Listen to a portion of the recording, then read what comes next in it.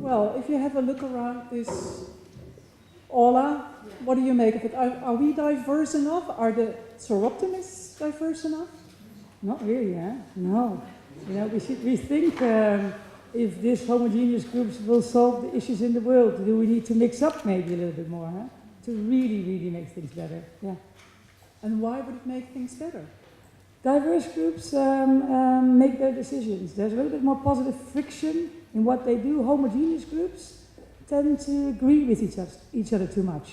And that doesn't help to solve the issues that we need to solve in this world, I think. Okay, I'm looking forward to the lessons you're going to teach us. Thank you. Thank you. Thank you very much.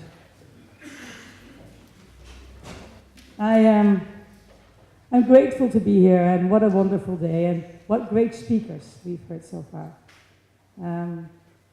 I study why, all over Europe, we tend to pick the same kinds of leaders to solve the challenges our society and our governments and our organizations meet.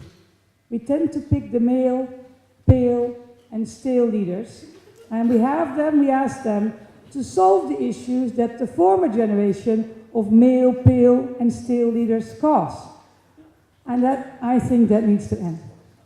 And we need to hear the voice of others, especially women, to overcome this. And we want to,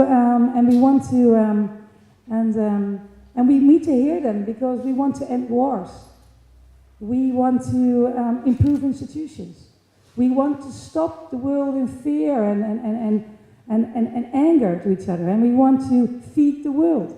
And that's what we really want to do together. And I think we need to hear the voice of the women far more. Do you know that currently 56% of all people that graduate from universities in Europe are women? That will become 70% in the next 10 years. They are the majority of brain power. Yeah? But we don't make the major decisions together. We don't help to make the major decisions together, and that needs to change if we really want to get going. And that's what I'm studying, that's what I try to understand. You know, if we all agree on this, why does it not happen?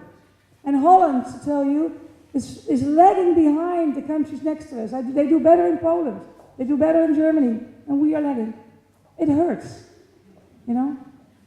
And I will show you how it works. You know, we want the positive friction that diversion brings. You know, diverse groups tend to struggle a little bit more with each other, but they make better decisions in the end.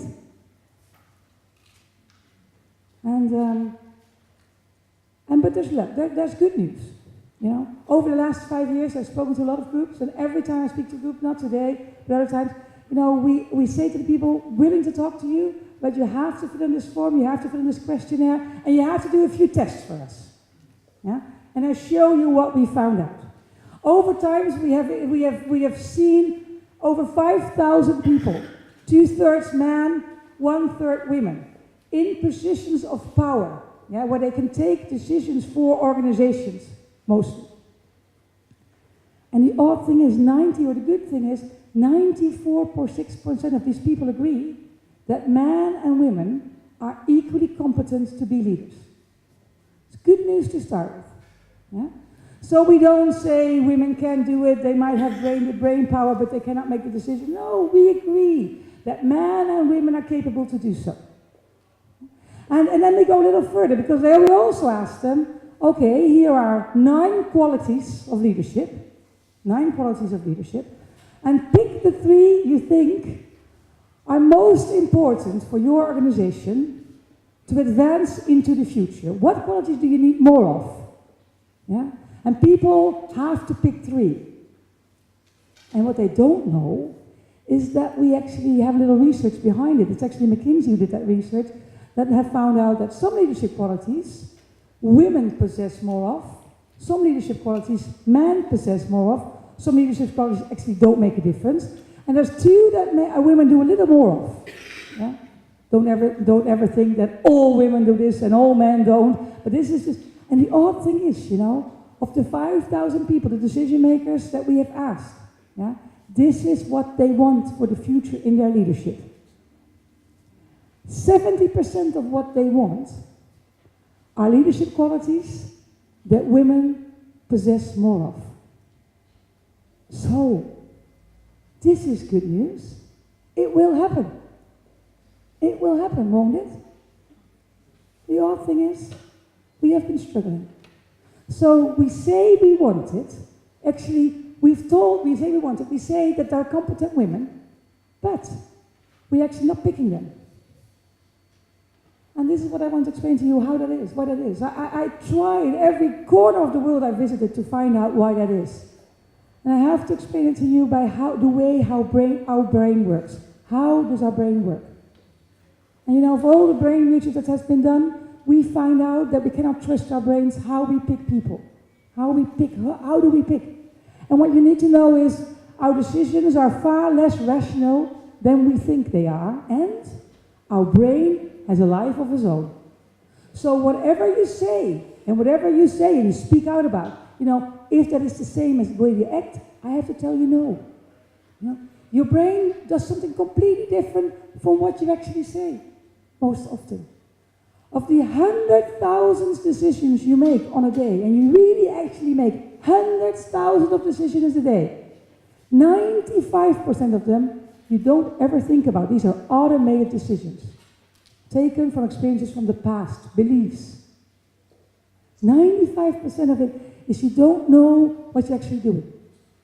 And they lead us to pick the same kind of leaders over and over again.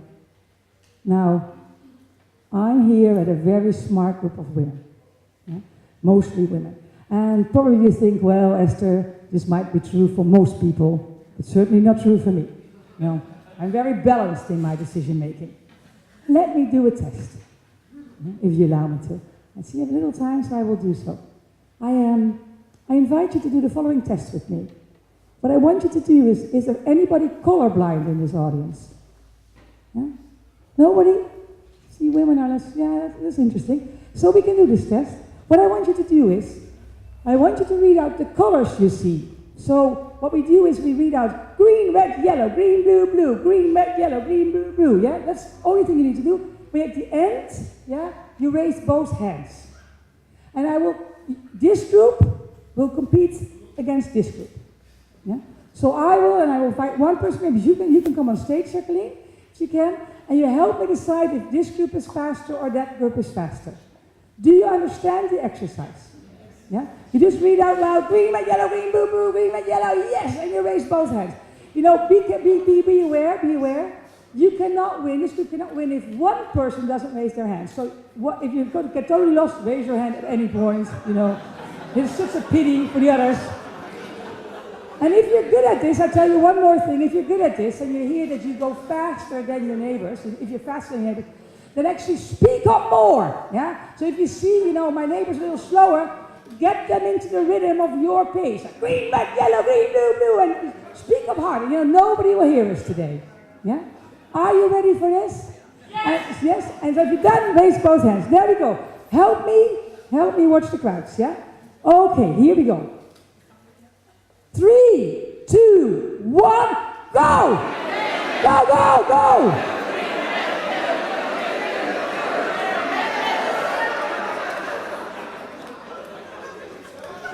Who won?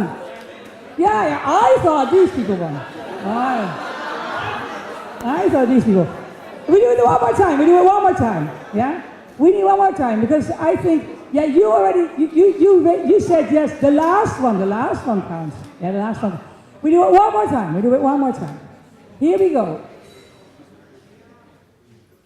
3, 2, 1, go!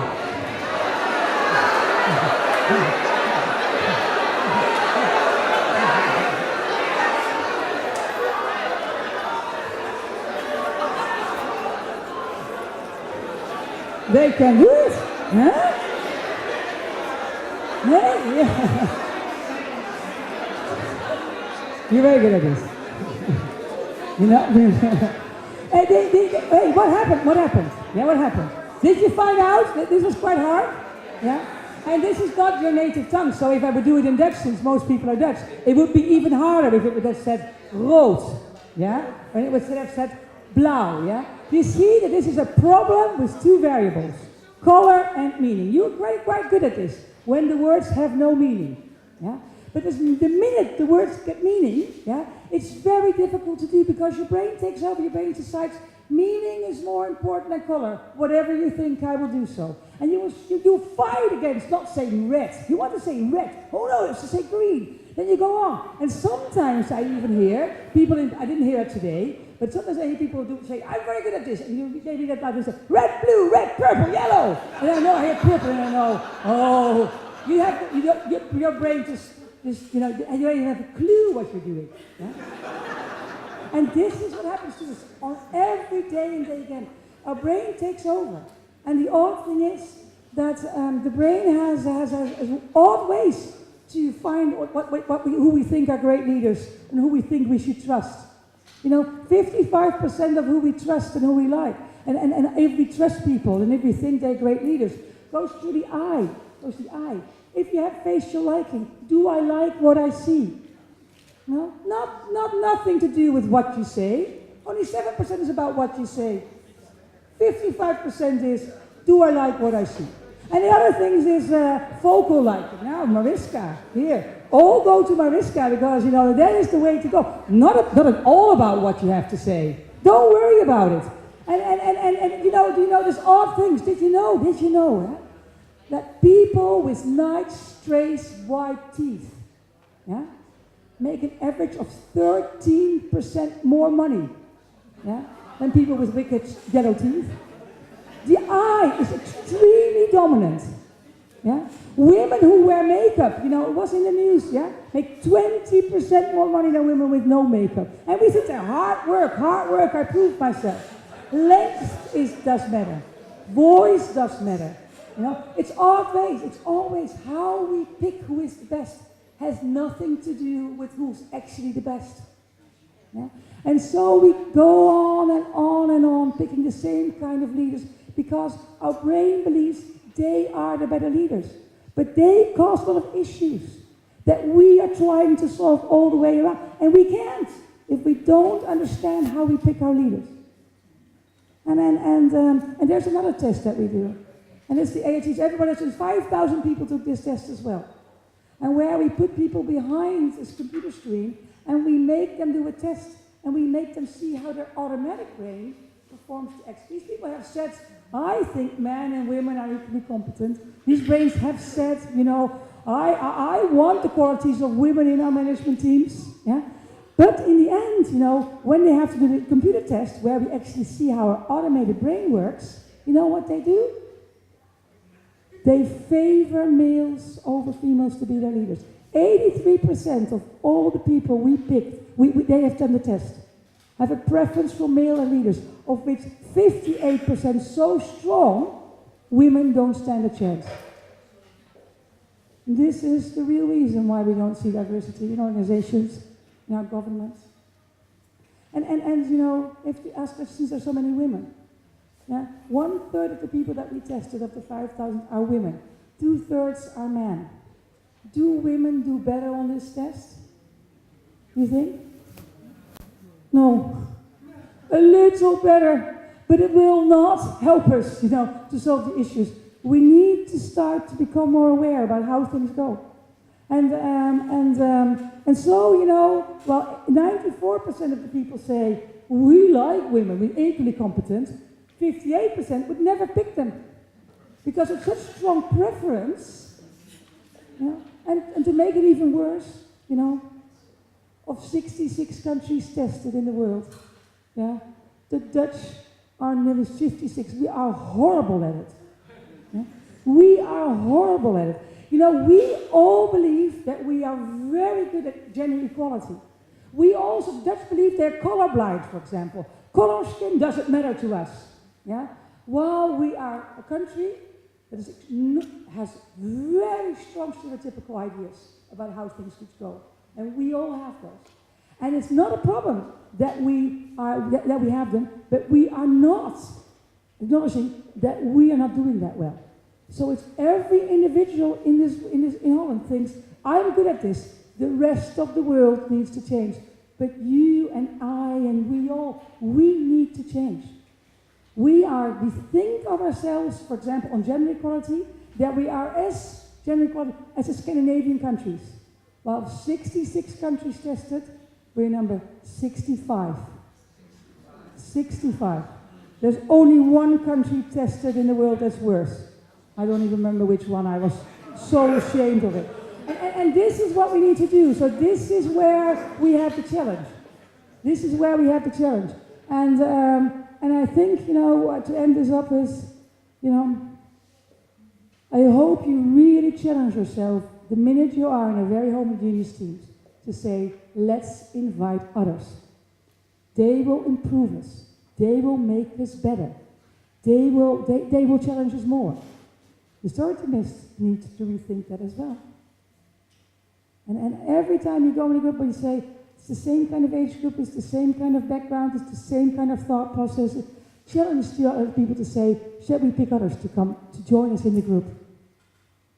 And the last thing is in Holland, especially in Holland, we need to be if we want more diversity, we need to put discipline behind it. Thinking it will happen because we all would want it is not going to work. Holland is ready for quotas. I'm sorry to say. It's not something that anybody wants. Yeah? But if we want to overcome it, if we want the best people to help them to make the most decisions, we need quotas. And I hope the next government will go for that. Thank you very much.